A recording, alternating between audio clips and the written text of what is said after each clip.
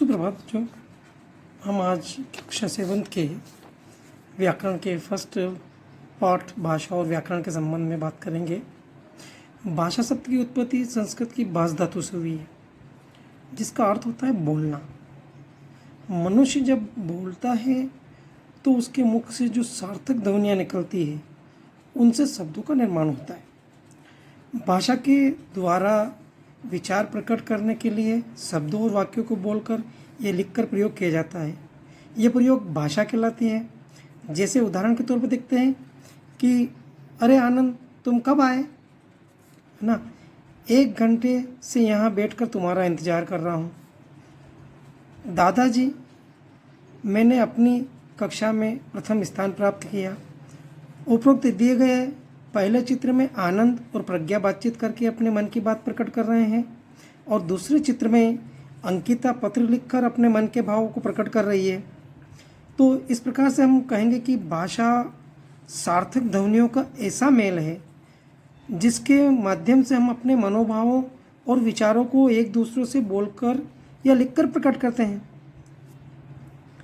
भाषा के मुख्य रूप से 2 रूप होते हैं। एक होता है मौखिक भाषा, दूसरा होता है लिखित भाषा। मौखिक भाषा मुख से बोले जाने वाली अथवा कानों से सुने जाने वाली वाणी भाषा का मौखिक रूप है। यह भाषा का ध्वनि रूप होता है, जैसे 2 व्यक्ति का आपस में बातचीत करना, शिक्षक द्वारा बच्चों को बोलकर पढ़ाना या पूछना, प्रश्न सुनकर छात्र का जवाब देना। उपयुक्त सभी उदाहरण मौखिक भाषा के हैं। अपने विचारों को बातचीत के द्वारा व्यक्त करने में भाषा के जिस रूप का प्रयोग होता है वो मौखिक भाषा कहलाती है। अब दूसरा है लिखित भाषा।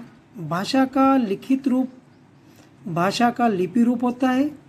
इसमें व्यक्ति मुख से बोली गई ध्वनियों के प्रतीक चिन्हों लिपि चिन्हों द्वारा लिखकर प्रकट करता है और इन व्यक्त विचारों को पढ़कर समझता है।